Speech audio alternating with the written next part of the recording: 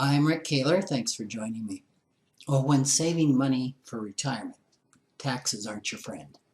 Their impact, even for those in lower tax brackets, can significantly reduce one's retirement income. One of the better vehicles Congress created to help people save money that can grow tax-free is the Roth IRA. Unlike a traditional IRA, there's no current tax deduction for funds contributed to the Roth, but the funds are not taxed when they are withdrawn. How do you know when to use a traditional IRA and when to use a Roth? The primary strategy is to pay the tax rate when it's the lowest. For example, if your income tax bracket is higher today than it will be when you need to withdraw earnings in retirement, you want to use a traditional IRA. That results in you avoiding paying any taxes at your high rate today and paying the lower tax rate when you withdraw the funds.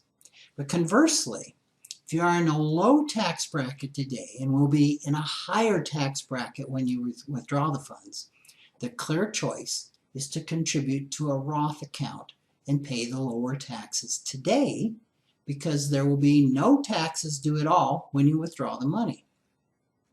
You may wonder how this scenario could happen. How could I pay more in retirement? Doesn't everybody slip into a lower tax bracket when they no longer have earned income from a job? Well, not necessarily. Income in retirement could go up for many reasons. Income from multiple pensions, marrying someone in a higher income bracket, receiving an inheritance, or selling appreciated investments could all put you in a higher tax bracket in retirement than you are today.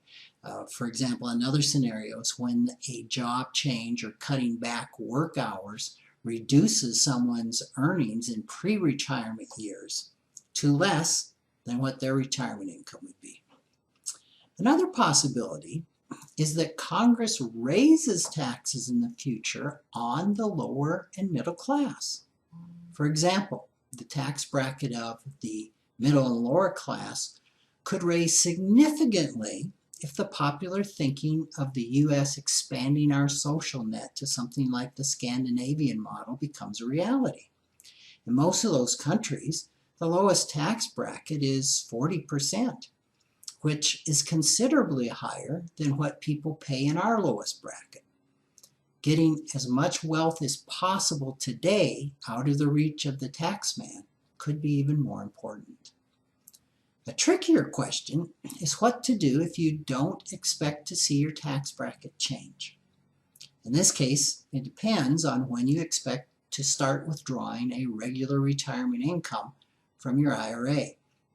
This scenario favors a Roth if you are very young, or if you can reasonably predict you won't need income from the Roth and can pass on the tax-free withdrawals to your heirs. The withdrawal requirement on IRAs also can tilt the decision toward a Roth.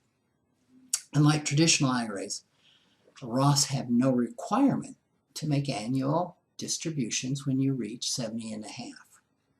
The one requirement you must meet before withdrawing tax-free from a Roth is that it's been open for more than 5 years. A good strategy to consider, according to Michael Kitces, who's the editor of the Kitces Report, is to open a Roth early with a minimum amount like $100, even if you don't intend to make immediate contributions. This starts the time clock ticking to meet the 5-year rule. Kitces notes that the 5-year rule only needs to be satisfied once per taxpayer to cover multiple Roth IRAs. He also recommends investing Roth assets in whatever has the highest expected return over time and is the least tax efficient. So next week, we'll explore another tax-saving aspect of IRAs, conversions from traditional IRAs to Roth accounts. See you then.